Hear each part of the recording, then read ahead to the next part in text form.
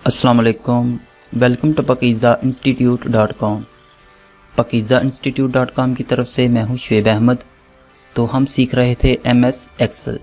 तो आज की क्लास में MS एक्सेल में हम सीखेंगे अरेंज के बारे में। इसके अंदर bring forward, send backward, selection pen and align, group and rotate की ऑप्शन दी हुई है। तो वन बाय वन हम इन सारी चीज़ों को आज की क्लास में सीखेंगे। तो सबसे पहले हम इंसर्ट टैब पे आते हैं। यहाँ पे हम कुछ शेप इंसर्ट करते हैं। फॉर एग्जांपल ये एक शेप हमने इंसर्ट कर ली है। ऐसे ही हम एक आप पिक भी अगर इंपोर्ट करना चाहो तो वो भी कर सकते हो। ये हमने दो शेप्स को अपनी शीट के अंदर इंसर्ट किया है। हम ये जो इन दोनों का जो कलर है वो डिफरेंस कर देते हैं। तो ये देखिए दो शेप इंसर्ट हो चुकी हैं। वापस आते हैं आप पेज लेआउट पे। तो यहाँ पे अगर आप देखें फर्स्ट पे लिखा है ब्रिंग फॉरवर्ड। अगर हम ये जो पहले शेप ड्रा की थी इसको सिलेक्ट करके ब्रिंग फॉरवर्ड पे क्लिक करें तो यहाँ पे देखिए आपको टू ऑप्शन आएंगी, bring forward and bring to front. Bring forward का होता है अगर यहाँ पे आपने मल्टी पिक ओपन की हुई है तो वो एक स्टेप आगे आएगी। लेकिन अगर आप ब्रिंग फ्रंट कर देंगे तो फॉर एग्जांपल आपकी पिक है वो 3-4 इमेज की बैक पे है तो वो डायरेक्ट फ्रंट पे आ जाएगी, मतलब कि सबसे ऊपर आ जाएगी। तो यहाँ पे हम ब्रिंग फ्रंट करते हैं तो ये देखें हमारी जो बैक पे पिक थी वो अब फ्रंट पे आ चुकी है। ऐसे ही अगर आप सेंड बैकवर्ड पे आके यहाँ से सेंड टू बैक करोगे तो आपकी जो इमेज ऊपर थी वो बैक पे चली जाएगी।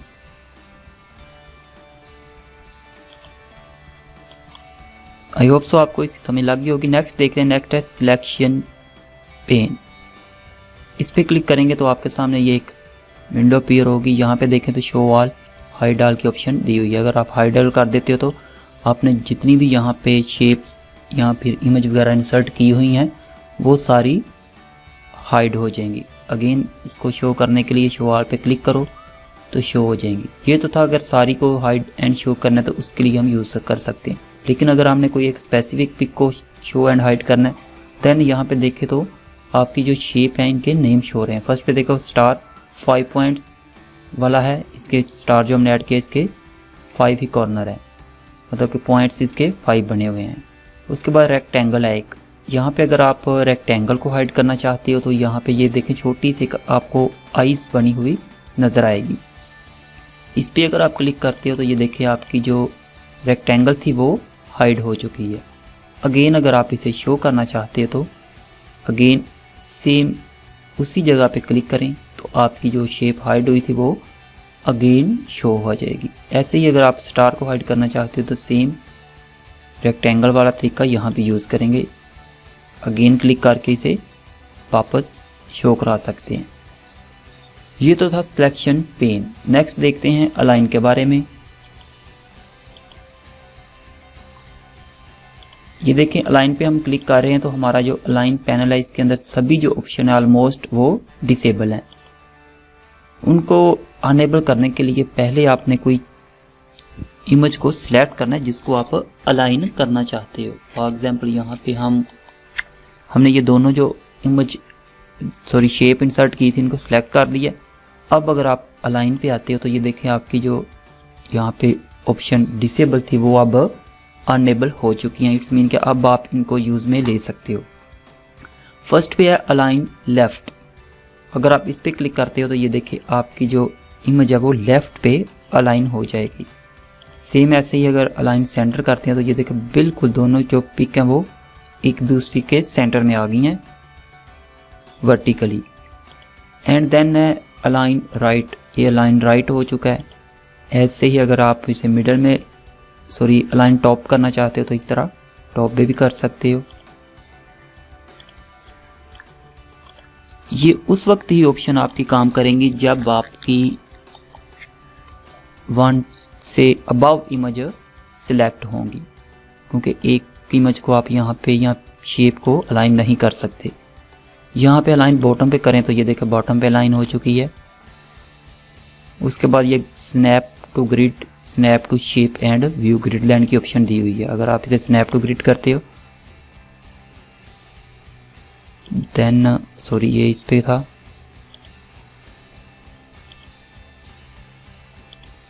व्यू ग्रिड लाइन के बारे में हम पहले ही आपको बता चुके हैं। उसके बाद देखें तो यहाँ पे आपको ग्रुप की ऑप्शन नज़र आएगी। जब ग्रुप भी तभी काम करेगा जब आप 1 से ज़्यादा इमेज को सिलेक्ट करेंगे तो फिर आप उनको ग्रुप कर सकोगे। फॉर एग्जांपल ये देखिए हमने अब दोनों शेप्स को सिलेक्ट किया तो हमारा जो ग्रुप की ऑप्शन थी ये अनेबल हो चुकी है। अब आप यहाँ पे आके इसे ग्रुप कर सकते हो। अब आप अगर इसे मूव करेंगे तो ये दोनों इकट्ठी ही मूव होंगी। ये देखें, अगर आप वापस इन्हें अनग्रुप करना चाहते हो तो अगेन ग्रुप पे आएँ, देन अनग्रुप की यहाँ पे ऑप्शन आपको मिलेगी, इस पर क्लिक करें तो आपकी जो शेप्स हैं ये अनग्रुप हो चुकी हैं। उसके बाद जो लास्ट ऑप्शन है इसके अंदर वो है रोटेट। अगर आप किसी शेप इमेज वगैरह को एक रोटेट करना चाहते हो एक स्पेसिफिक एंगल पे या फिर वैसे ही थोड़ा बहुत रोटेट करना चाहते हो तो वो आप यहाँ से रोटेट की ऑप्शन में आके ये चीज़ कर सकते हो। यहाँ रोटेट पे क्लिक करें तो यहाँ पे देखें फर्स्ट पे है rotate right 90 degree, rotate left 90 degree, flip vertically and flip horizontal. ये 4 ऑप्शन दी हुई है। उसके बाद है मोर रोटेशन ऑप्शंस। इस पे क्लिक करेंगे तो आपके सामने ये देखें एक विंडो अपीयर हुई है। यहाँ पे आप अपनी मर्ज़ी से इसे जितना चाहें रोटेट कर सकते हैं। फॉर एग्जांपल यहाँ से थोड़ा बहुत इसे हम यहाँ से इसकी आप विड्थ एंड हाइट भी चेंज कर सकते हो, लेकिन हम यहाँ से जस्ट इसे रोटेट करेंगे। ये देखें।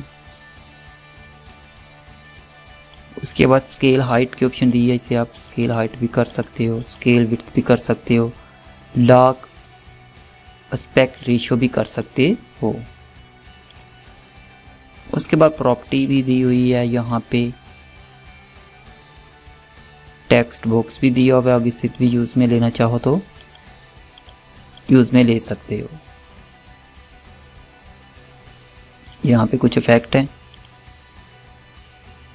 आई थिंक ये हम जब इंसर्ट शेप किया था तो उसके अंदर सारा पढ़ चुके हैं, लेकिन आप यहाँ पे भी अगर इसे इस तरह कोई फॉर्मेटिंग वगैरह इसकी करना चाहो तो वो भी इजीली कर सकते हैं। ये देखें इस तरह ये ग्लो दिया हुआ है। यहाँ से आप इसका